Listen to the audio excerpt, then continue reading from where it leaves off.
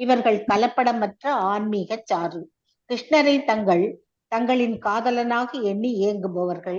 இங்குள்ள ஒவ்வொரு மரமும் கேட்டது தரும் அதிசய மரம். இதன் மண்ணோ சிந்தாமணி. இங்கே தண்ணீர் எல்லாம் அமுதம். இங்கே ஒவ்வொரு அசைவும் அபிநயம். இங்கு புல்லாங்குழல் பிடித்த ஏவலாள். இங்கு வீசும் ஒளி பேரானந்தமானது.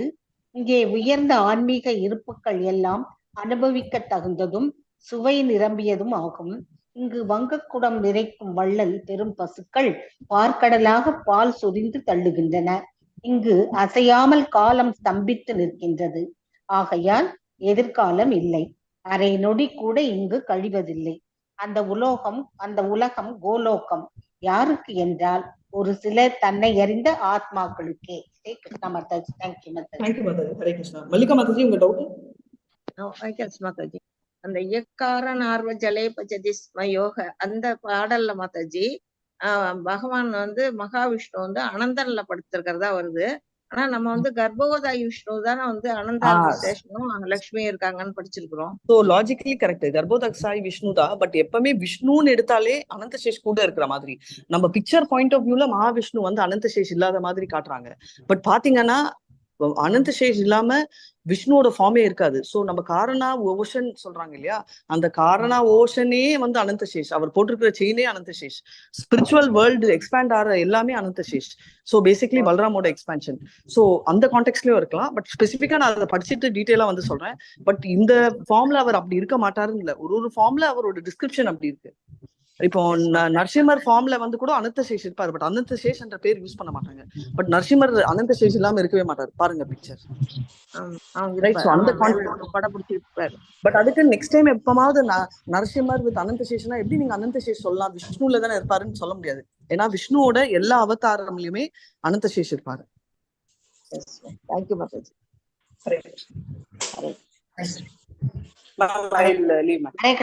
தேங்க்யூ மாதாஜி. ஹரே கிருஷ்ணா மாதாஜி. நமஸ்காரம் மாதாஜி. ஹரே கிருஷ்ணா. எல்லாருக்குமே ஹரே நமஸ்காரம். ஹரே கிருஷ்ணா மாதாஜி. மாதாஜி. தேங்க்யூ ஹரே கிருஷ்ணா மாதாஜி. ஹரே கிருஷ்ணா மாதாஜி. ஹரே கிருஷ்ணா எல்லாரும். மாதாஜி. ஹரே கிருஷ்ணா மாதாஜி. ஹரே கிருஷ்ணா. ஹரே கிருஷ்ணா மாதாஜி. பிரணாம்ஸ் மாதாஜி. பிரணாம்ஸ் மாதாஜி. பிரணாம்ஸ் மாதாஜி.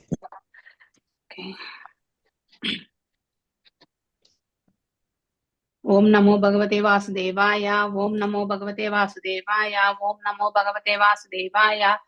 நாராயணம் நமஸ்கிருத்யம் நரம் சைவ நரோத்தமம் தேவீம் சரஸ்வதிம் வியாசம் ததோ ஜயம் உதீரயேத் நஷ்டப்ராயேஷு பதரேஷு நித்யம் பாகவத சேவையாம் भगवत्य उत्तम श्लोके भक्तिर्भवति नैस्तिकी। ओम अज्ञानतिमिरान्धस्य ज्ञानाञ्जनशलाकया चक्षुरुन्मीलितं येन तस्मै श्रीगुरवे नमः। श्रीचैतन्यमनोभीष्टं स्थापितं येन भूतले स्वयं रूपा गदामह्यं तथा स्वपदान्तिकं। हे कृष्णा करुणा सिन्धु दीनबन्धु जगत्पते गोपेशा गोपिका कान्त राधकान्त नमस्तुते। तप्त काञ्चन गौरांगी राधे वृन्दावनेश्वरी ऋषभानुसुते देवी प्रणमामि हरिप्रिये। वाञ्छकल्पदारुभ्यश्च कृपा सिन्धुभ्य एव च पतितानां पावनेभ्यो वैष्णवेभ्यो नमो नमः। जय श्री कृष्ण चैतन्य प्रभु नित्यानंद श्री अद्वैत गदाधर श्रीवासदि गौरभक्तवृंद। हरे कृष्णा कृष्ण कृष्ण हरे हरे हरे राम राम राम हरे हरे। ஹரே கிருஷ்ணா மாதாஜி. வாழ்க வளமுடன்.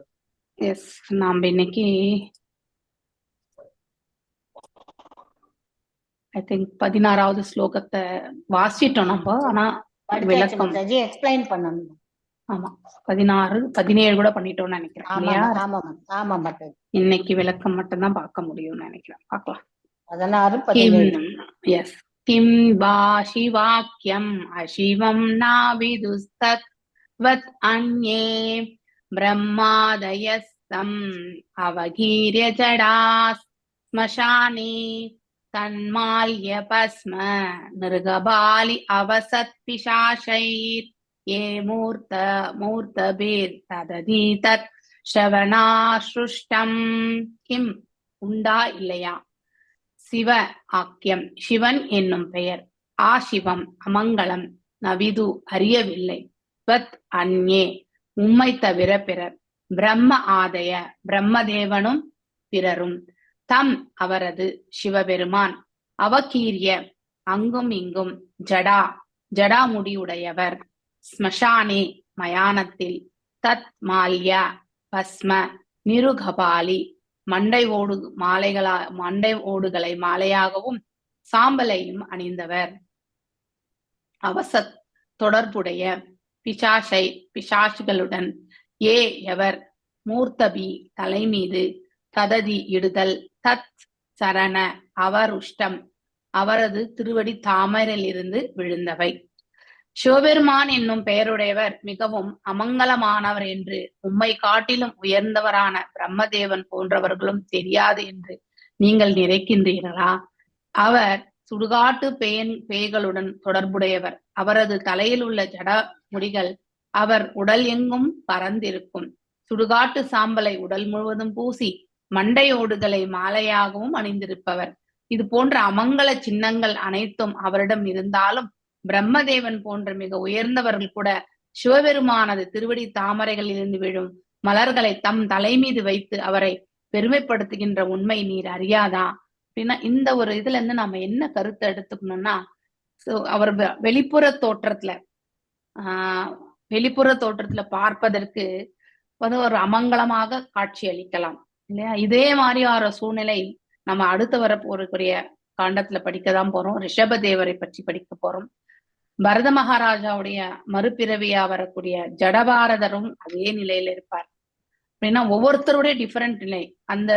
அதாவது ரிஷபதேவர் பாத்தீங்கன்னாக்கா அவதூதர் மாதிரி, அவர் உடல்ல வந்து துணியே இல்லாம தான் வந்து மேலும் அவருடைய அதாவது அவர் எந்த அளவுக்கு பக்தி பரவசத்துல இருப்பாருன்னா, பிரேம பக்தியில நிலை கொண்டிருக்கின்றார் என்றால், அவர் என்ன தன்னுடைய உடலுக்கு என்ன நிகழ்கின்றது என்பதை கூட அதாவது அதை பத்தி பெருசா யோசிக்க, பாடிலி இந்த ஸ்தூல உடலுக்கு என்ன ஆனாலும் அதை பற்றி வருத்தப்படாத நிலையில இருக்கக்கூடியவர் ரிஷபதேவரும் சரி, ஈவன் ஜடபாரதராக வரக்கூடிய பரத மகாராஜாவும் சரி.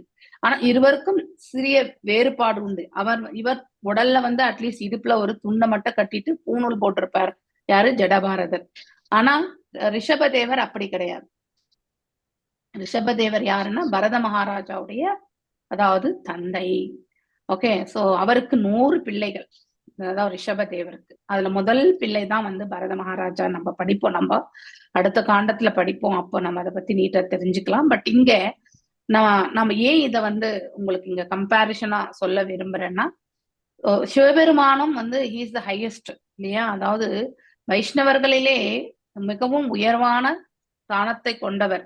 அவர்கள் எப்பொழுதுமே அந்த பேரானந்த நிலையில இறைவனோட எப்பொழுதுமே அதாவது மனதை லயித்து இருக்கக்கூடியவர்கள். சோ தியானத்துல, ஆழ்ந்த தியானத்துல ஒவ்வொருத்தரும் ஒரு விதம். இங்க சிவபெருமான் தியானத்தில் உட்கார்ந்த வண்ணம் இறைவனோடு அதாவது பக்தி தொண்டுல ஈடுபட்டிருக்காரு. ரிஷபதேவர் வந்து அவதூதர் மாதிரி, அதாவது நிறைய எல்லா இடங்களிலுமே அவர் வந்து அலைந்து திரிந்து இல்லையா, ஒரு இடத்துல இருக்க மாட்டார். அவர் வந்து எங்க போனாலுமே இந்த மாதிரியான ஆட்கள் வரும்பொழுது அந்த காலத்திலேயே கல் எல்லாமே எரியக்கூடிய இது இருந்தது. அதனால அவர் ஒரு மரத்தடியில போய் ஒரு மலைப்பாம்பு வந்து எதையாவது விழுங்கிட்டா எப்படி படுத்திருக்குமோ அந்த மாதிரி ஒரு நிலையில படுத்திருப்பார். அதெல்லாம் நம்ம படிப்போம். மேலும் மலை மூத்திரத்திலேயே அவருடைய இதுலயே வந்து பாத்தீங்கன்னாக்கா அவர் வந்து தன்னை வந்து புரண்டு, அதாவது உடலை ஃபுல்லா அதாவது புரட்டி அது எல்லாமே அவர் உடல்ல பூசியிருப்பார். சோ ஆனா அதாவது நாம மல மூத்திரத்தினுடைய ஸ்மெல் வந்து மிகவும் துர்மணமாக இருக்கும் என்பது நம்ம எல்லாருக்குமே தெரியும். ஆனாலும் அவருடைய அந்த மல மூத்திரத்தினுடைய ஸ்மெல் வந்து ஒரு ஃப்ராக்ரன்ஸ், அப்படின்னா ஒரு நறுமணமா அங்க இருக்கக்கூடிய அந்த அந்த ஏரியாவே வந்து பாத்தீங்கன்னாக்கா அந்த நறுமணம் வந்து வியாபித்திருக்கும். அப்படின்னா அவருடைய அதாவது ஆன்ம நிலையை பற்றி நாம கண்டிப்பா தெரிஞ்சுக்கணும் இல்லையா? சோ அந்த மாதிரி ஒரு சூழல். சோ அப்படியே ஒரு தன்னை வந்து அடுத்தவங்க ஏன் அந்த மாதிரி அவர் பண்றாருன்னா, யாரும் தன்னிடத்தில் வரக்கூடாது அப்படிங்கிறதுக்காக அந்த மாதிரி செய்யறாரு ரிஷபதேவர். இங்க ஜடபாரதர் வந்து வேறு விதமான நிலை. ஜடபாரதர் என்ன பண்றாருன்னா, அவர் வந்து தனக்கு என்ன உடல் ரீதியான கடினமான சூழ்நிலைகள் ஏற்பட்டாலும் அதுக்கு எந்த ரியாக்ஷனுமே அவர் காட்டுறது இல்லை. ஏன்னா அவர் பாடிலி பிளாட்ஃபார்ம்ல இருந்து ஆல்ரெடி அவர் வந்து வெளியே வந்தாச்சு. இந்த உடலை வந்து எப்படி உபயோகப்படுத்தி கொண்டால், இப்ப காளிக்கு எடுத்துட்டு போயிட்டு பலி கொடுக்கணும்ன்ற அந்த நிலையில இருக்கும் பொழுது கூட அடுத்து வந்து காளி வந்து அங்க வரக்கூடிய அந்த கொள்ளைக்காரர்களை வந்து கண்டிப்பா வெட்டி சாய்க்க போறான். சோ காளி தேவி எங்கேயுமே வந்து பலி கேட்கறது கிடையாது. இதெல்லாம் மேன்மேட். இல்லையா? தேவர்கள் கூட அவர்கள் சத்துவத்தில் இருக்கிறவங்கன்னு நம்ம படிக்கிறோம். அப்படி சத்துவத்துல இருக்கக்கூடிய தேவர்கள் அவங்களுக்கு இதுவே இந்த மாதிரியான பலிகள் வேணும்னு எங்கேயாவது கேட்பாங்க. சத்துவ குணம் இருப்பவங்க வந்து கண்டிப்பா பலி கேட்க மாட்டாங்க. சத்துவத்துல இருக்கக்கூடியவங்க வந்து தே வில் பி ஆல்வேஸ் இந்த பகவானுக்கு திருத்தொண்டு புரியக்கூடியதை வந்து அவர்கள் வந்து அதாவது அவங்க அடுத்தவங்க அதை செய்யறாங்கன்னா அதுக்கான பாதையை அவங்க வந்து ஏற்படுத்தி கொடுப்பாங்க. இல்லையா? சோ நீங்க தேவர்களை வணங்கும் பொழுதும் இறைவனை வந்து வணங்கக்கூடிய அந்த பிராப்தத்தை வந்து வழங்குமாறு கேட்கணும். அது வேணா நம்ம கேட்கலாமே ஒழிய எனக்கு இந்த பௌதிக லாபத்திற்காக நான் உனக்கு இதை செய்யறேன் அதை செய்யறேன்னு சொல்லிட்டு நம்ம செய்யறோம் பாருங்க, அது எல்லாம் அஜ்ஞானத்துல இருந்து செய்யக்கூடியது. சோ பலன் தரும் செயல்கள் வேதங்கள்ல வந்து ஒரு ரகம் எப்படின்னா வேதங்கள்ல the first level of Vedas எல்லாம் பாத்தீங்கன்னா பலன் கருதும் செயல்கள்ல தான் இருக்கும். உயர்வான வேதங்களும் உண்டு இல்லையா? அதாவது வெறுமனே பக்தி தொண்டு செய்யக்கூடிய வேதங்களும் உண்டு. ஆனா நாம் என்ன பண்றோம், இந்த பலன் கருதும் செய்யக்கூடிய வேதங்களை தான் நாம வந்து உபயோகப்படுத்தி நாம தேவ வழிபாடு செய்கின்றோம். தேவ வழிபாட்டினால் வரக்கூடிய பலனுக்காக செய்கின்றோம். அதுலயும் பக்தி கிடையாது நமக்கு. சோ தேவர்கள் வந்து நாம அவங்களுக்கு இதை செஞ்சா நமக்கு அவங்க இதை கொடுப்பாங்க அப்படின்னு ஒரு பிசினஸ் மாதிரிதான் நம்ம செய்யறது. அங்கே பக்தி என்பதே கிடையாது. அதனாலதான் நமக்கு எடுத்த உடனே பகவான் மீது பக்தி வரணும்னா கூட இமீடியட்டா வராது, கண்டிப்பா வராது. நம்ம மனசு கல்லு மாதிரிதான் இருக்கும். இனிஷியல் ஃபேஸ்ல இருந்தா நீங்க பாத்தீங்கன்னா ஈடுபாடு கண்டிப்பா வராது. இப்ப நாம ஜபங்களே நாமெல்லாம் ஸ்டார்ட் பண்ணும்போது சொல்லும் பொழுது ஈடுபாடு இருந்ததா? சொல்லணும் நினைச்சு எத்தனை வாட்டி கொட்டாவை விட்டுருப்போம், எத்தனை வாட்டி தூங்கி எழுந்திருப்போம், கண்ண முடியிருந்தா இல்லையா? இதெல்லாம் நடக்கக்கூடிய ஒன்றுதான். மேலும் பாஸ்டா சொல்லி நம்ம என்ன பண்ணோம், பாதி வார்த்தைகள் வந்து விழுங்கிடுவோம் மகா மந்திரத்துல இல்லையா? ஹரே கிருஷ்ணா ஹரே கிருஷ்ண கிருஷ்ண ஹரே ஹரே ஹரே ராம் ஹரே ராம் ராம் ராம் ஹரே ஹரே. இப்போ கொஞ்சம் அக்கஷ்டம் ஆயிட்டதுனால நம்ம தப்பு சொல்லாம போறதுக்கான வாய்ப்பு இருக்கு. ஆனா அதே வந்து நம்ம ஃபாஸ்டா சொல்லும் பொழுது ஹரே கிருஷ்ணா கிருஷ்ண கிருஷ்ண ஹரே கூட விட்டுடுவோம். நம்ம ஹரே ராம கூட போயிடுவோம். நம்ம நடுவுல ஒரு 2-3 சிலபல்ஸ் எல்லாம் விட்டுட்டு தான் போயிடும். அந்த 16 சிலபஸ் வரவே வராது. சோ அப்படி ஃபாஸ்டா வந்து முழுங்கி நம்ம அந்த மகாமந்திரத்தை கூட நம்ம கரெக்டா சொல்லவே மாட்டோம். சோ இப்படி ஆரம்ப கட்டத்துல நாம செய்யக்கூடியது இல்லையா? வேதங்கள் எல்லாமே பகவானை பற்றி தெரிந்து கொள்வதற்காகத்தான் என்பது வந்து பகவத்கீதையில 15வது அத்தியாயம் 15ஆம் ஸ்லோகத்துல வந்து பகவானே சொல்றார், என்னிடமிருந்தே உங்களுக்கு ஞாபக சக்தியும் மற்றும் வந்து மறதியும் ஏற்படுகிறது இல்லையா? வேதங்களால் அறியப்பட வேண்டியவன் நானே, வேதங்களை தொகுத்தவன் நானே அப்படின்னு சொல்லிட்டு பகவானே சொல்றார். சோ வேதங்களை கொண்டு நாம இறைவனை பற்றி தெரிந்து கொள்வதற்காக நாம உபயோகப்படுத்தணும். ஆனா அதாவது தேவ வழிபாடை வச்சு நாம் என்ன பண்றோம், அதற்கான அதாவது வேத சாஸ்திரங்கள் எல்லாம் வந்து நாம பின்பற்றி நம்முடைய பலன் கருதும் செயல்ல வந்து நாம செயல்படுகின்றோம் இல்லையா? சோ பலன் கருதக்கூடிய அத்தகைய செயல்களில் ஈடுபட்டு நாம் என்ன பண்றோம், மீண்டும் மீண்டும் பிறக்கக்கூடிய அத்தகைய சுழற்சியில தான் நம்ம வந்து இருந்துட்டே இருக்கும். பக்தி பண்றத பத்தி நம்ம வந்து இன்னைக்கு ஒரு ஒன் ஆஃப் த கிளாஸஸ் நான் வந்து கேட்டுட்டே இருக்கும் பொழுது பானு சுவாமி மகாராஜோட கிளாஸ் ரொம்ப அற்புதமா சிம்பிளா இருந்தது ஆக்சுவலி. ஏன்னா இப்ப அங்க இங்கிலீஷ்ல கிளாஸ் எடுக்கிறதுனால கொஞ்சம் ரெஃபரன்ஸ் வேற கொடுக்கணும். அங்க அவங்க இங்க நான் உங்களோட இயற்கையா நான் வந்து ரெஃபர் பண்ணி பேசிடுவேன். அங்க ஆனா அந்த டிஃபரெண்ட், ஏன்னா இன்னும் அந்த பகுதியை நான் இன்னும் கவர் பண்ணல. சடனா வந்து எடுத்து படிக்கணும்னா அதுக்கான ரெஃபரன்சஸ் கொஞ்சம் வேணும்ன்றதுனால நான் ப்ரிப்பேர் பண்ணும்போது ரொம்ப அழகான ஒரு பக்தனற்ற தன்மை, இதெல்லாம் வந்து ஞானம், கர்ம ஞான பாதைகள், இதை பற்றிலாம் ரொம்ப அற்புதமா அவர் வந்து விளக்கம் கொடுத்திருந்தார். அவர் வந்து அது சோ அந்த மாதிரி பாத்தீங்கன்னாக்கா நம்ம பார்க்கும்போது கர்மாவை வந்து ஒரு பக்தன் எவ்வாறு எண்ணிக்கொள்வான் அப்படின்றது வந்து ரொம்ப அற்புதமா கொடுத்தார். கர்மாவை வந்து ஒரு சாதாரண மனிதன் வந்து கடவுள் ஏன் எனக்கு வந்து இந்த மாதிரியான கஷ்டமான சூழ்நிலைகளை கொடுக்கிறார் அப்படின்னு நினைப்பான் இல்லையா? சோ ஆனா அதே பக்தன் வந்து ஐ டிசர்வ் மோர் அப்படிங்கிற ஒரு இது நினைப்பார். நான் எந்த ஜென்மத்துல என்ன பாவம் செய்தேன்னு தெரியல, இப்ப அனுபவிச்சுட்டு இருக்கேன் அப்படிங்கிற ஒரு மனசுல வந்து நினைக்கக்கூடியது உண்டு. இறைவனை வந்து நிந்திக்க மாட்டான். சோ தன்னுடைய கர்ம பலனால் தான் இன்றைக்கு வந்து அனுபவித்து கொண்டிருக்கின்றேன் அப்படிங்கிறத வந்து அவனால வந்து உணர முடியும். சோ மேலும் அவ்வாறு அவன் இறைவனுடைய கருணைக்காக அவன் காத்திருக்கலாம், இல்லை இறைவனுடைய கருணைதான் நான், அதாவது தலைக்கு வந்து தலைப்பாகையோட போச்சு அப்படின்லாம் சொல்லுவாங்க இல்லையா? சோ அந்த சிறிய, அதாவது அந்த பெரிய சங்கடமா தான் இருக்கும். ஆனா பக்தன் அதை இந்த சிறிய சங்கடமாக கருதி அதை வந்து கடந்து செல்வதற்காக பகவானிடத்தில் வந்து பிரார்த்திப்பான். சோ இதை வந்து நான் கடந்து செல்வதற்கு உங்களுடைய கருணை வேண்டும். அதாவது அதை பயப்படாம வந்து எதிர்கொண்டு போகக்கூடிய பக்குவம் வந்து பக்தர்களிடத்துல மட்டும்தான் உண்டு. இதுதான் அவுட்ஸ்டாண்டிங் குவாலிட்டி ஆஃப் எ டிவோட்டின்னு அவர் சொன்னார். அதாவது ஒரு பக்தனுடைய மனசு, அவனுடைய செயல்பாடுகள், அவனுக்கு வரக்கூடிய சுக துக்கங்கள் எதுவா இருந்தாலும் ஒன்று போல பாவித்து அவன் அதை ஏற்றுக்கொண்டு நடக்கக்கூடிய அந்த பக்குவம். இந்த மாதிரி ஒரு குவாலிட்டியை தான் வந்து it attracts Krishna also. So பகவான் என்னன்னா தன்னையே நம்பி, நிஜமாவே இவன் நம்பி இருக்கான் அப்படிங்கிற அந்த உணர்தல் வந்து பகவானிடத்தில் வந்து ஏற்படுத்தக்கூடியது வந்து நம்முடைய செயல்களால் தான். நாம் என்ன மாதிரியான செயல்களில் நாம் ஈடுபடுகின்றோம், எவ்வாறு ஈடுபடுகின்றோம் என்பதெல்லாம் கண்டிப்பா which attracts the lord actually. So அப்போ it becomes a rightful claim for the Lord's mercy. அப்ப இறைவனுடைய கருணையை யாசிப்பதற்கு நமக்கு உரிமை உண்டு இல்லையா? அது வரைக்குமே நாம இறைவனுடைய கருணை யாசிப்பதற்கு நமக்கு குவாலிஃபிகேஷனே கிடையாது.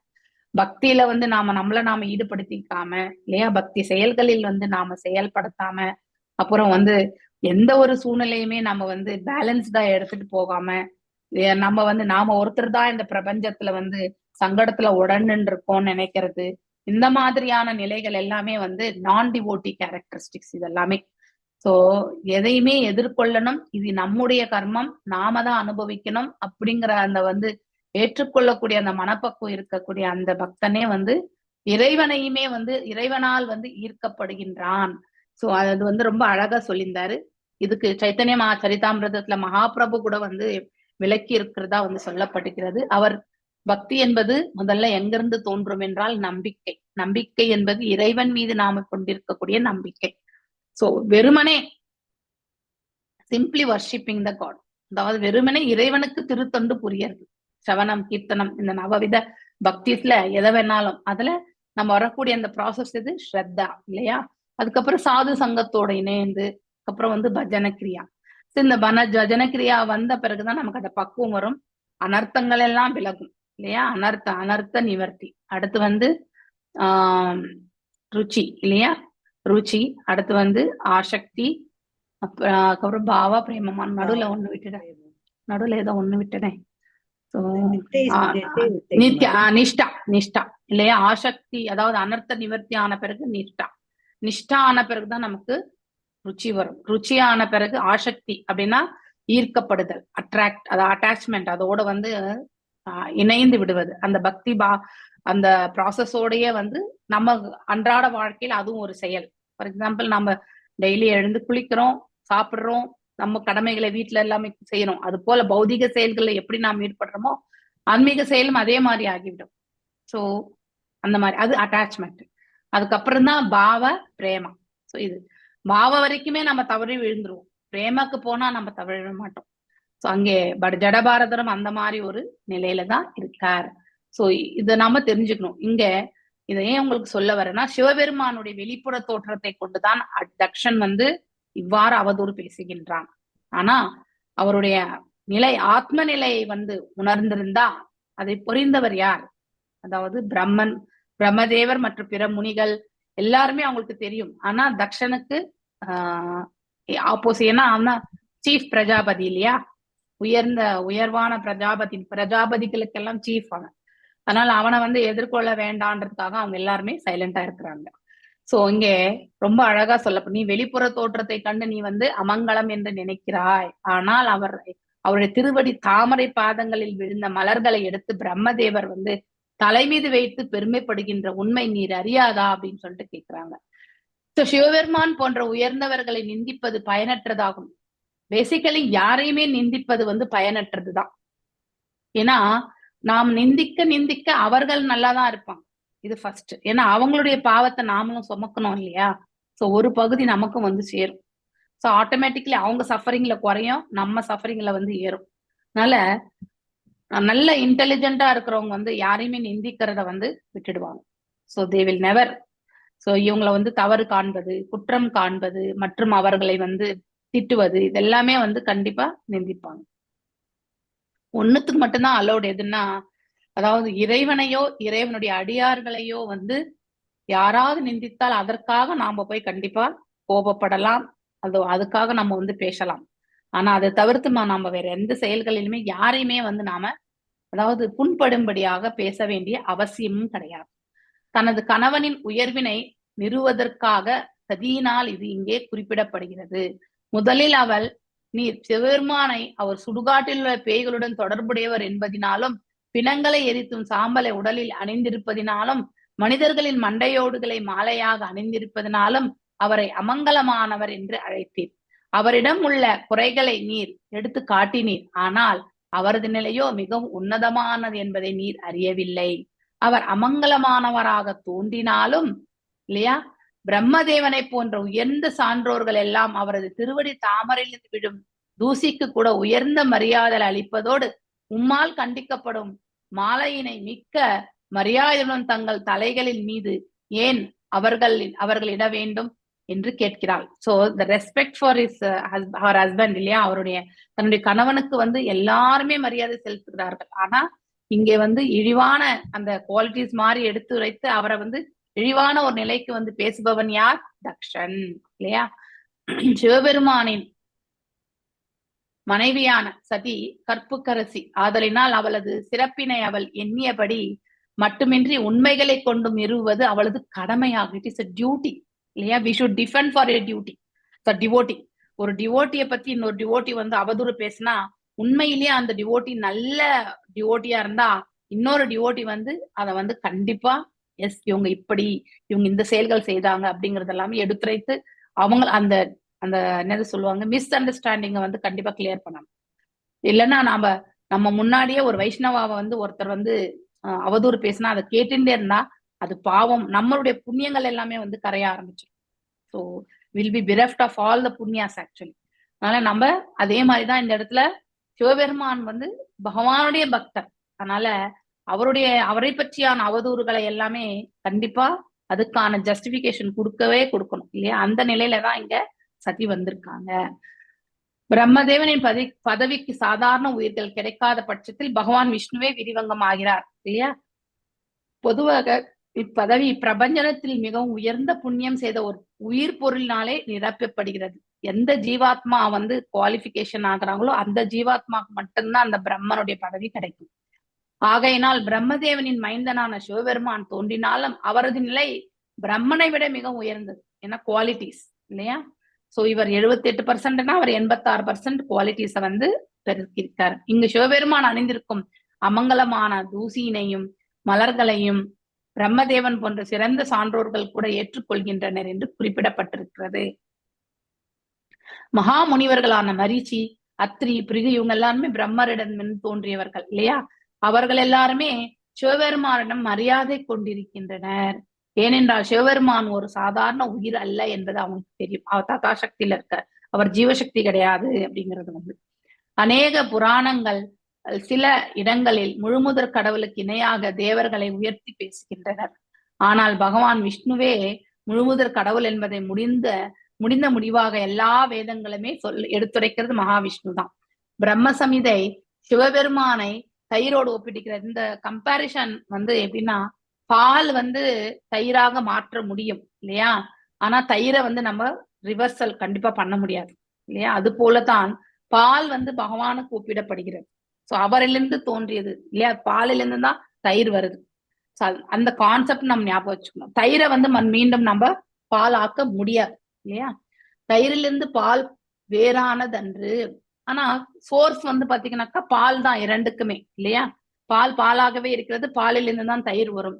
பாலே தயிராக மாறுவதனால் ஒரு வகையில் தயிர் கூட பால் தான். சிவபெருமானும் ஒரு வகையில் முழுமுதற் கடவுளாக இருந்தாலும் என குவாலிட்டிஸ் இல்லையா. சோ மற்றொரு வகையில் அவ்வாறு கிடையாது. ஸோ குவாலிட்டிஸ்ல பார்க்கும்போது நமக்கு வேரியன்ஸ் வந்துடும் இல்லையா. அவர் 100%, நாராயண ஸ்வரூபமே 94, இவர் 86, அதுக்கப்புறம் 78, இப்படி அதாவது பிரம்மர் வந்து 78. இந்த மாதிரி வந்து வரும்பொழுது நம்ம அதாவது 64ல 60 வந்து நாராயணர், 56 வந்து சிவபெருமான், அடுத்து வந்து 50 தான் நினைக்கிறேன், 50 வந்து பிரம்மன் இல்லையா. 64ல 50 குவாலிட்டிஸ். சோ ஒரு ஜீவாத்மா 50 குவாலிட்டிஸ் பெற்றிருக்கணும். அப்பதான் அவன் வந்து பிரம்மா என்ற ஸ்தானத்திற்கு வர முடியும். படைக்கும் தொழில் எல்லாமே. வேத இலக்கியங்களில் இவ்விளக்கங்கள் எல்லாம் காண கிடக்கின்றன. இதுக்கு எல்லாமே ரெஃபரன்சஸ் உண்டு. முழுமுதற் கடவுளை காட்டிலும் மிக உயர்ந்த நிலையில் வைத்து ஒரு தேவரை பார்ப்பது என்றால் அத்தேவரது பக்தனின் கவனத்தை அவர் பால் ஈர்ப்பதற்காகவே என்று பொருள் கொள்ள வேண்டும். பகவத்கீதையில கூட பகவானே சொல்றார் இல்லையா, அவரை வணங்கலனாலும் ஒரு குறிப்பிட்ட தேவதை வணங்கி இவர்கள் பக்குவம் அடைந்து பற்பல பிறவைகள் எடுத்து பகவானை சேவிக்கக்கூடிய ஒரு பிராப்தத்திற்காக மார்க்கத்தை வந்து ஏற்படுத்தப்படுகிறது. அவர்களுடைய ஹிருதயத்திலிருந்துமே அதை வந்து பகவான் ஊர்ஜிதப்படுத்துறார் என்பதையுமே வந்து பகவத்கீதையில நாம வாசிக்கிறோம் இல்லையா. அத்தேவர் உலகையே அவனும் அடையும்படி செய்கிறார். எந்தி தேவ விரதா தேவான் இல்லையா. அது ஒரு பித்ருக்கள், அதாவது பெரியோர்களை முன்னோர்களை வணங்கினால் அந்த பித்ருலோகத்துக்கு போவாங்க. தேவர்களை வணங்கினால் தேவலோகத்துக்கு போவாங்க இல்லையா. அந்தந்த தேவர்கள் இருக்கக்கூடிய லோகத்திற்கு. என்னை வணங்கினால் என்னோடு வாழ்வர் என்று பகவான் சொல்வார். சோ அங்கெல்லாம் போவாங்க, ஆனா மீண்டும் திரும்பி வருவாங்க. ஆனா பகவானிடத்தில் வாழ்வது என்பது என்னன்னு அர்த்தம்னாக்கா திரும்பி வரமாட்டோம்னு அர்த்தம். ஓகே, சோ இந்த மாதிரி ஆன்மீக உலகினை அடைவர். இது வேதங்களில் பல்வேறு இடங்களில் குறிப்பிடப்படுகின்றன. சதினால் இங்கு சிவபெருமான் பாராட்டப்படுவது ஏனென்றால் தனது கணவன் சிவபெருமான் மீது அவளுக்கு இருக்கும் மரியாதை ஒன்றுதான். பிரம்மதேவன் உள்ளிட்ட சாதாரண உயிர்களை விட அவர் மிக உயர்ந்தது மற்றொன்று ஆகும் இல்லையா. பிரம்மதேவராலே சிவபெருமானை சிறப்பு ஏற்றுக்கொள்ளப்பட்டிருக்கும் பொழுது சதியின் தந்தையான தக்ஷன் ஏன் ஏற்றுக்கொள்ளக்கூடாது இல்லையா. அதுதான் சதியின் வாதம். சதி தன் கணவனான சிவபெருமானிடம் தன் தாயினையும் சகோதரிகளும் காண்பதற்காகவே தன் தந்தை இல்லத்திற்கு போக விரும்புகின்றேன் என்று சொல்லிவிட்டு வந்தா. ஆனா அதுக்காக வரவே இல்லை. தன் தந்தையான சிவபெருமான், இது ஜென்ரலா நம் பௌதிகத்திலே அது உண்டு இல்லையா. நம்முடைய அம்மா வீடும் மாமனார் வீடும் வந்து மாமியார் வீடும் வந்து இரண்டும் எப்பவுமே வந்து ஒற்றுமையா இருக்கணும், ரெண்டு தரப்புல நல்ல சுமூகமான ரிலேஷன் இருக்கணும் அப்படின்னு ஒரு பெண் வந்து எப்பொழுதுமே போராடுவாள். எல்லா விஷயங்களையுமே இங்கேயும் அங்கேயும் கண்டிப்பா சொல்ல மாட்டாங்க. ஏன்னா அது சொன்னா அதனால இருக்கக்கூடிய ரிலேஷன்ஷிப்பும் இன்னும் ஸ்பாயில் ஆயிடும்ன்றதுக்காக சொல்ல மாட்டாங்க. அங்கே மறைப்பதற்கென்று எதுவுமே கிடையாது இல்லையா.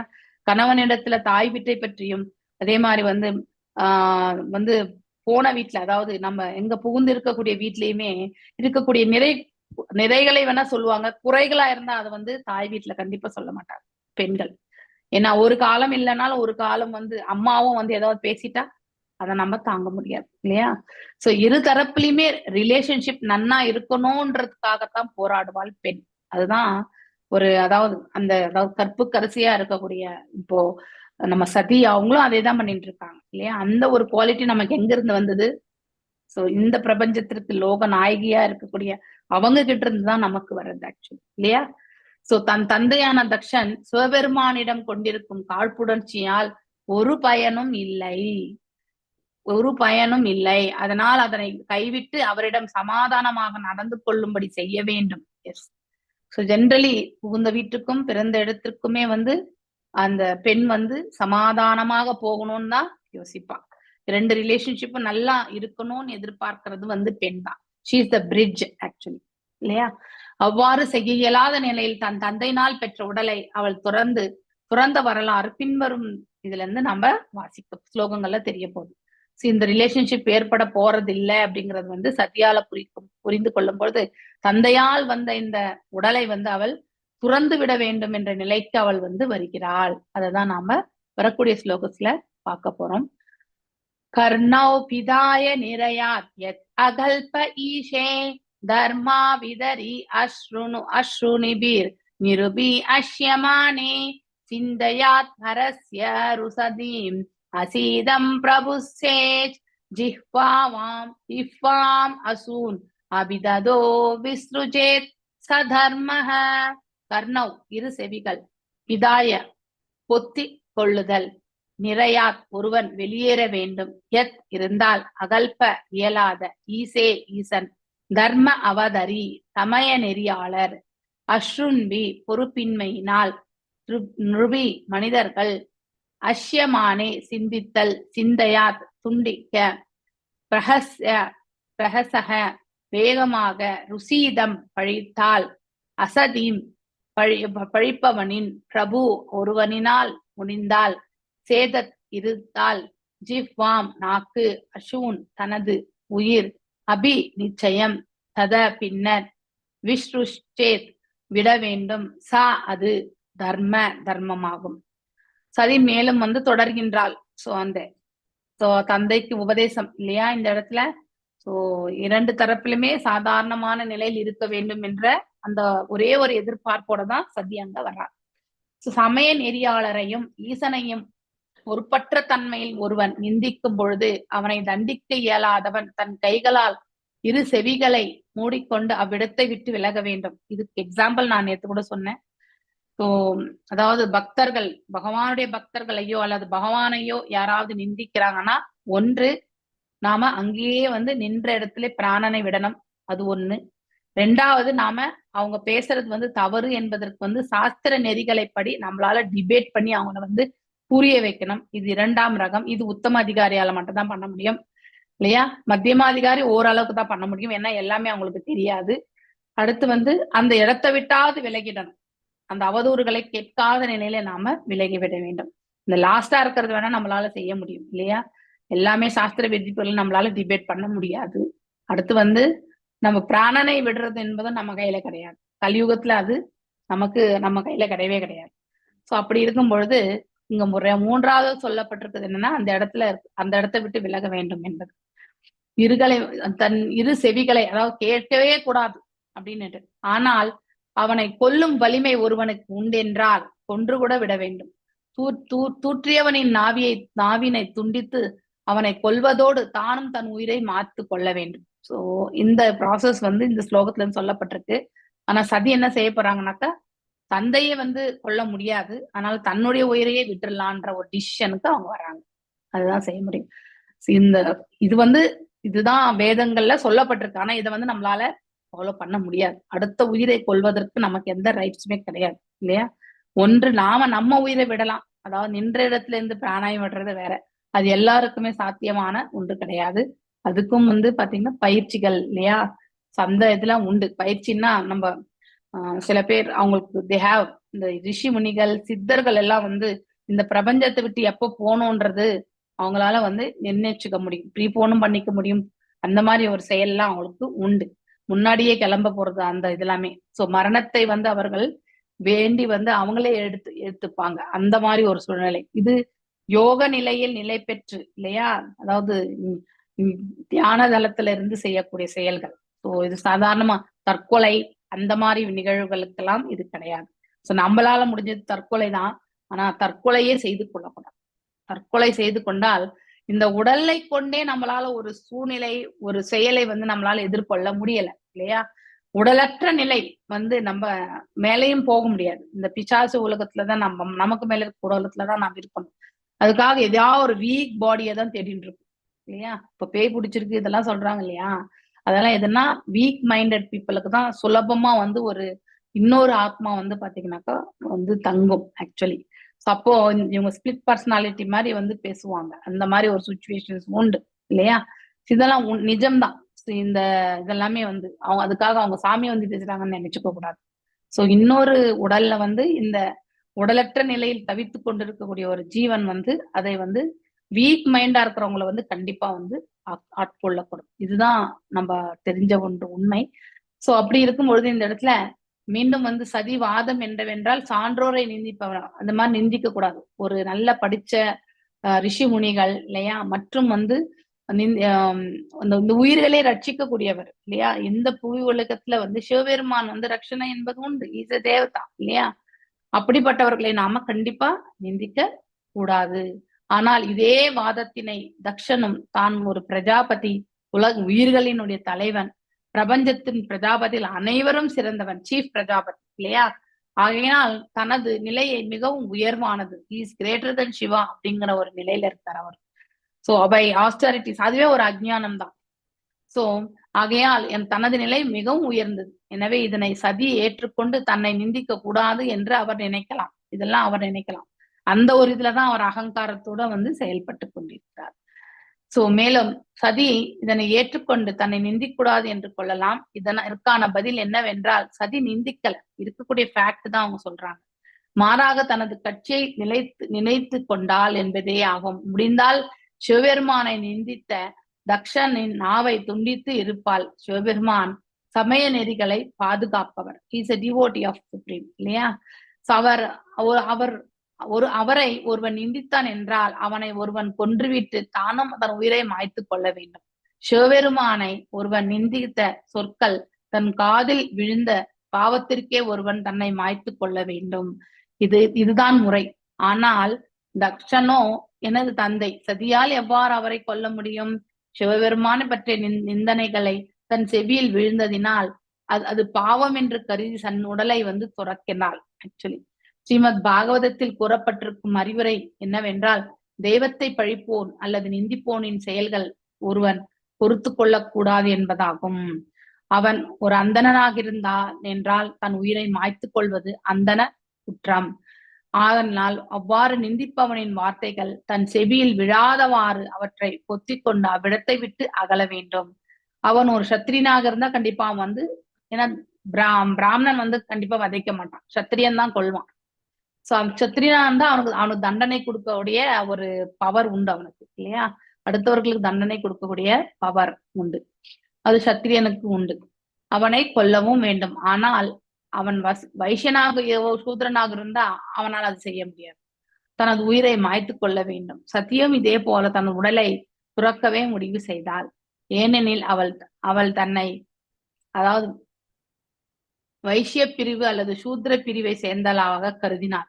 அதாவது வைசியா அல்லது சூத்ராவாக கருதி இருக்கிறாள் தன்னையே. சோ பகவத்கீதை 9.2 அந்த ஸ்லோகத்துல, இல்லையா, பெண்கள் கூட வருவாங்க, வைசியர்கள், சூத்ரர்கள், பெண்கள், இல்லையா?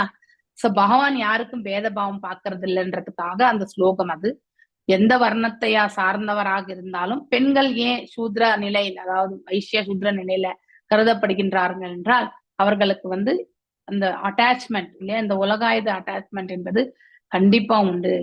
ஏன்னா அவங்களுடைய ப்ராசஸே பாத்தீங்கன்னாக்கா குழந்தையை சுமந்து ஒரு குழந்தைய ஜீவிக்க செய்கிறார்கள். சோ அந்த குழந்தையோட பாத்தீங்கன்னாக்கா பாண்டிங் நிறைய தாயினுடைய பாசத்துக்கு இணையா எந்த ஒரு பாசமும் கிடையாது, இல்லையா? அந்த இதுதான் பிகாஸ் ஆஃப் தட் அட்டாச்மெண்ட் அவங்களுடைய இன்டெலிஜென்ஸ் லோவா. மேலும் I think one of the lectures இதை உங்களுக்கு நான் சொன்னேன். I am not able to recollect that researcher name. அவர் ஒரு ஜெர்மன் ரிசர்ச்சர் தான். ஸோ நம்ம மூளையிலே லெஸ் இன்டெலிஜென்ஸ் அப்படிங்கிறதுக்காக லெக்சர்ல கேட்டேன்னு எனக்கு ஞாபகம் இல்லை. இப்போ மேபி 10-15 நாளுக்கு முன்னாடி தான்.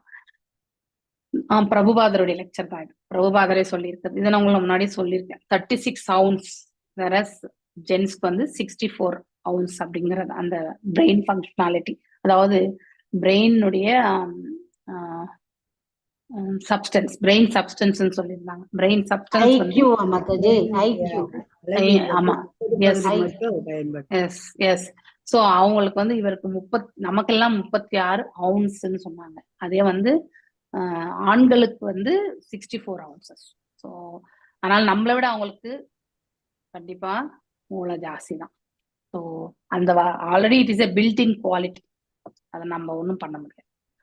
அதனால நம்ம லெஸ் இன்டெலிஜென்ஸ் தான். அதெல்லாம் சிவபெருமான் போன்ற கீர்த்தி பெற்றோரை நிந்திக்கும் வார்த்தைகள் செவியில் விழுந்ததென்றால் வைசியரும் சூத்திரரும் தனது உடலை உடனடியாக துறக்க வேண்டும் என்று பரிந்துரைக்கப்பட்டிருப்பதனால் சதியும் தனது நிலையை தனது உடலை துறந்துவிட தீர்மானிக்கின்றாள். Actually okay.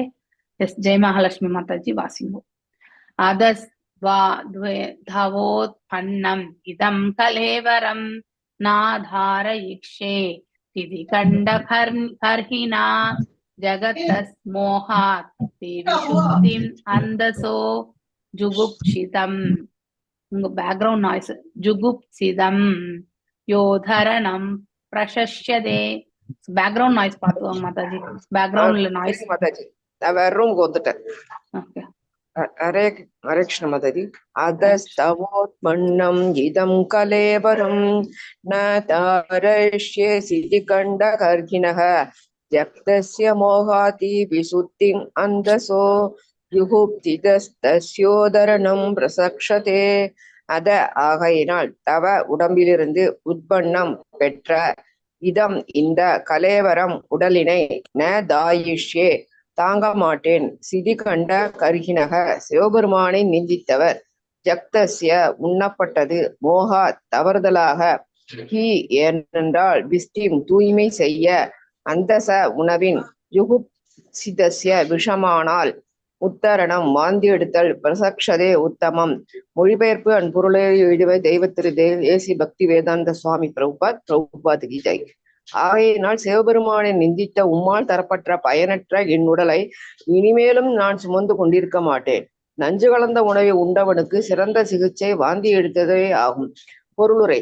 சதி பகவானின் புறசக்தியின் பிரதிநிதியாக விளங்கியமையால் தட்சணை போன்ற பலரையும் இவ்வுலகையும் வெல்லும் ஆற்றல் அவளுக்கு இருந்தது. ஆனாலும் தனது இயலாமையினால் சிவபெருமான் தன் மனைவியான சதியை கொண்டு தட்சனை கொன்றுவிட்டார் என்னும் பழி அவருக்கு வந்துவிடக் கூடாதே என்று எண்ணி சதி தன் உடலை துறக்க முடிவு செய்தார். Hare Krishna Mataji. Thank you Mataji. Very nice இல்லையா? இவ்வளவு அழகான ஆலோசனை. சோ எஸ், பின்னாடி தக்ஷன் சொல்லுவான் தன் மனைவி அனுப்பிச்சு என்ன கொன்னுட்டான் அப்படின்னு சொல்லிட்டு அந்த ஒரு இது பழி வந்துடும் இல்லையா? அதற்காக அந்த ஒரு தந்தையே கொன்ற மகள் அப்படிங்கிற ஒரு இதுவும் வந்துடும்.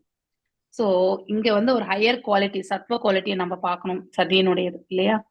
தன்னை வேண்டும் என்றாலும் அவர் வருத்தி கொண்டாலே தவிர அடுத்தவங்களுக்கு எந்த ஒரு வருத்தம் தரக்கூடிய செயல்களோ அவங்க சங்கடத்திலையும் மற்றும் வலியிலையும் அனுபவிக்க வேண்டிய அவசியம் கிடையாது. ஸோ ஷி பின் பாயிண்டட்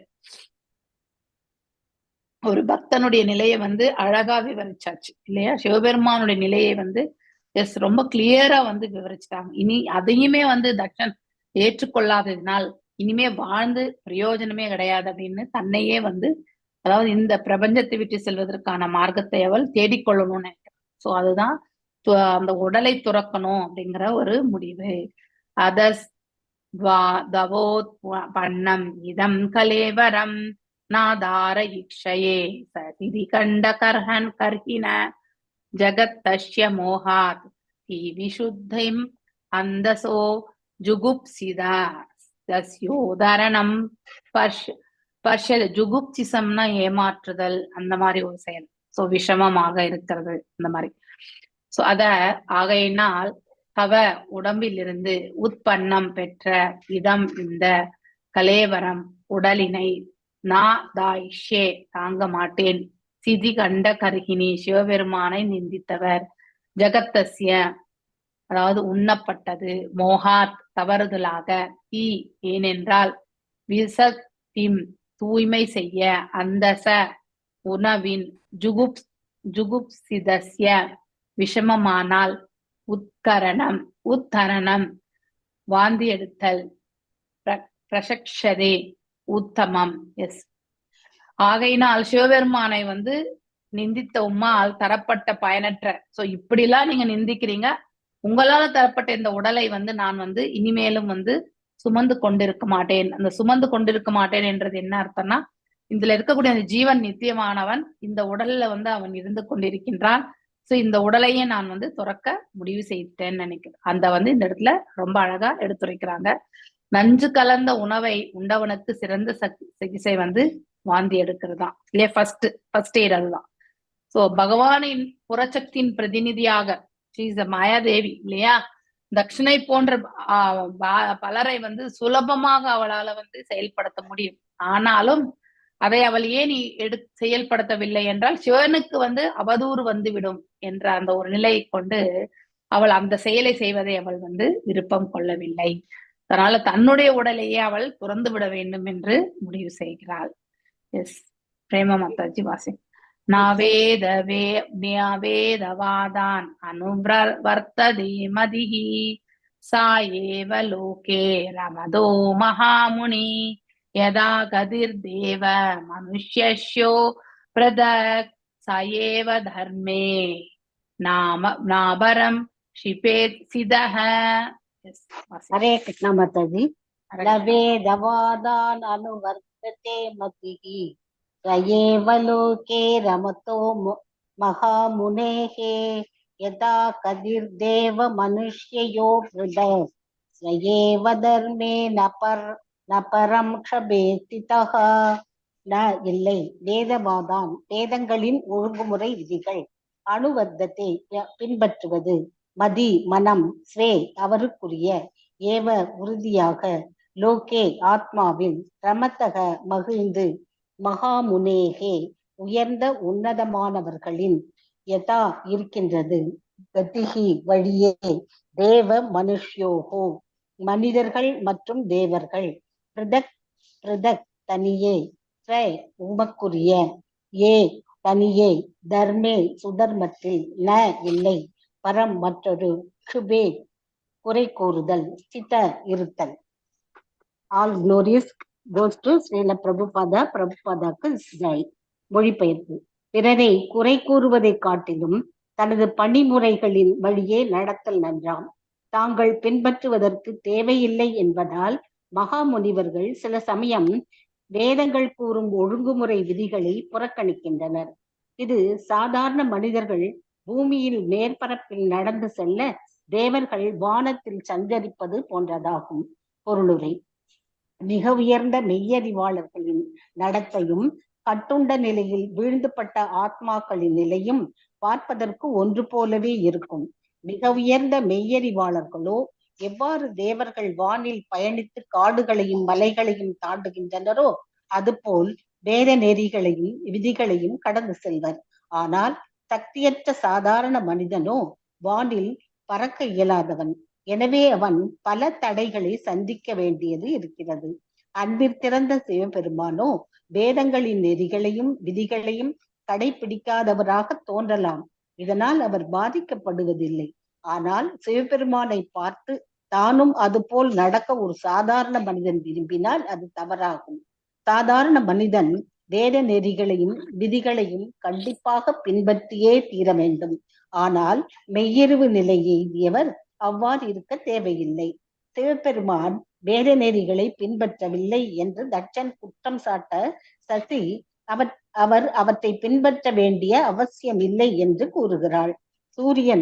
சூரியனை போலும் நெருப்பை போலும் சக்தி மிக்கவர் என்று ஒருவரை குறிப்பிடும் பொழுது அங்கு சுத்தத்தை பற்றியோ அசுத்தத்தை பற்றியோ கேள்வி எழுவதில்லை. சூரிய ஒளி அசுத்தமான இடத்தை கூட தூய்மைப்படுத்தும். ஆனால் அதே சமயம் ஒருவர் அவ்விடத்தை கடந்து சென்றால் அவர் பாதிக்கப்படுவார். சிவனை போல் தானும் ஆக வேண்டும் என்று யாரும் முயற்சி செய்யக்கூடாது. மாறாக தனக்குரிய பணிமுறைகளை ஒருவன் கண்டிப்பாக பின்பற்ற வேண்டும். சிவபெருமான் போன்ற உயர்ந்தவரை ஒருவன் தூற்றவும் கூடாது. ஹரே கிருஷ்ண மாதாஜி. தேங்க்யூ மாதாஜி. தேங்க்யூ. இதுல இது ரொம்ப அழகான விளக்க உரை. இதுல நம்ம நிறைய எக்ஸ்பிளனேஷன் கொடுக்க வேண்டியதே இல்லை. இதுக்கு டைரக்டா நம்ம சொல்லணும்னாக்க கனிஷ்ட மத்தியமா. Okay, Kanishta Madhyama and உத்தமா. உத்தம நிலையில இருக்கக்கூடிய பக்தன், அதே மாதிரி கனிஷ்ட நிலையில இருக்கக்கூடிய பக்தன். கனிஷ்ட நிலையில இருக்கக்கூடிய பக்தன் கண்டிப்பா இந்த சதுர் புருஷார்த்தங்களை கண்டிப்பா அவன் ஃபாலோ பண்ணிதான் ஆகணும் இல்லையா? வர்ணாசிரமத்தை அவன் ஃபாலோ பண்ணிதான் ஆகணும். சோ கர்மஞான பாதைகளை எல்லாம் அவன் ஏற்றுக்கொண்டுதான் படிப்படியாதான் முன்னேறி அந்த நிலைக்கு வருவான். ஆனா எடுத்த உடனே அவன் இந்த வேத ரிச்சுவல்ஸ் எல்லாமே ஃப்ளூட்டிவ் ஆக்டிவிட்டிஸ், இதெல்லாம் பலன் கருதும் செயல்கள், வேதங்கள் எல்லாம், ஆனால் நான் அதெல்லாம் செய்ய மாட்டேன் அப்படின்னு அவன் நினைச்சான்னா அவனால் பக்குவமே ஆக முடியும் வாழ்க்கையில்.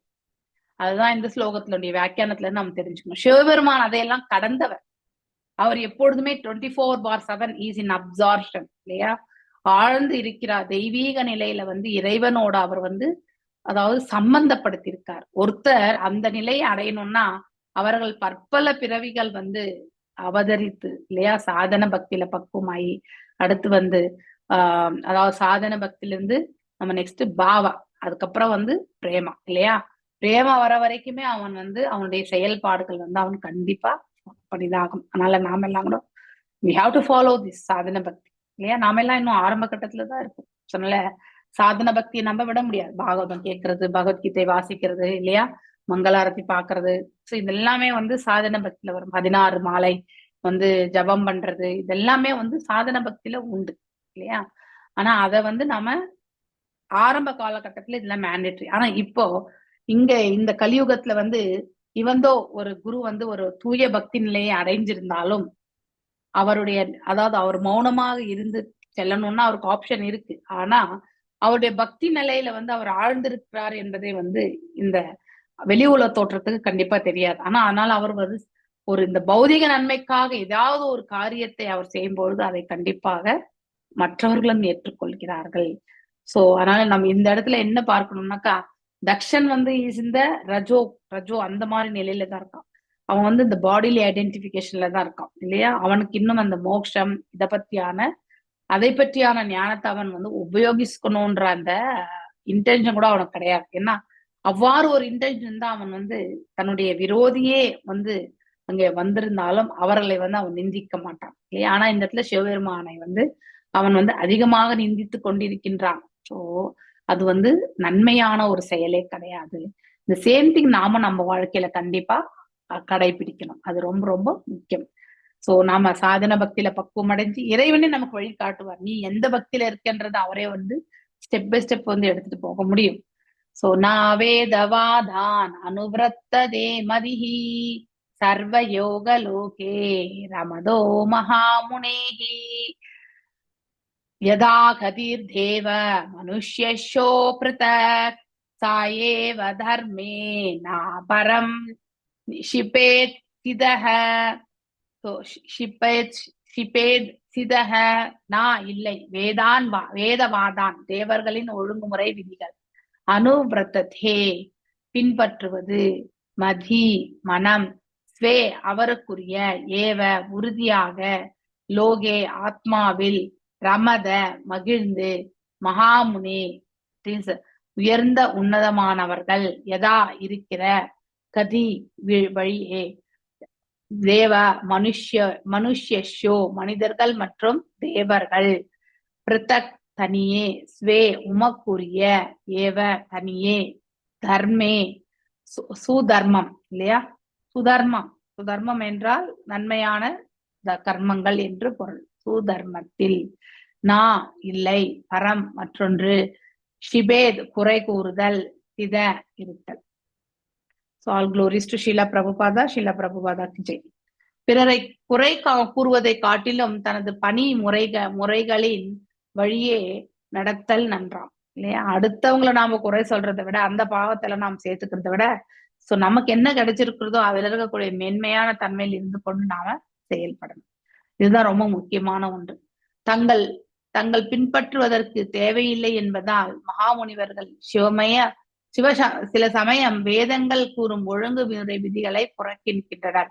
சோ வேதங்கள் கூடக்கூடிய ஒழுங்குமுறை இதெல்லாமே புறக்கணிக்கிறவங்க யாருன்னா அவங்க ஏற்கனவே வந்து பற்பல பிறவிகள் வந்து இந்த வேத சாஸ்திரங்கள் எல்லாம் அந்த கோட்டா முடிச்சுதான் இந்த பிரேம பாவக்கே போவாங்க.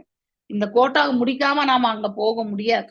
அதனால இதுக்கு எக்ஸாம்பிள் நாம யார சொல்லலாம்னாக்கா கோபியர்கள் இல்லையா? அவங்க முன்ன ஜென்மத்திலேயே அவங்க வந்து தண்டகாரண்யத்துல இருந்து தங்களுடைய செயல்கள் எல்லாம் முடிச்சிருந்தாங்க இல்லையா? அதனால இங்க வரும்போது வெறும் வந்து பாவம் மட்டும்தான் அவங்க எக்ஸ்பிரஸ் பண்றாங்க. அதனால அதை நாம நம்முடைய பௌதீக கண்ணோட்டத்தோட நாம அதை நோக்கக்கூடாது. சோ வி ஷுட், அதாவது பக்தி எனக்கூடிய மையை தீட்டிக் கொண்டு அப்படிப்பட்ட கண்களோட நாம் அதை கண்டிப்பாக நோக்க வேண்டும்.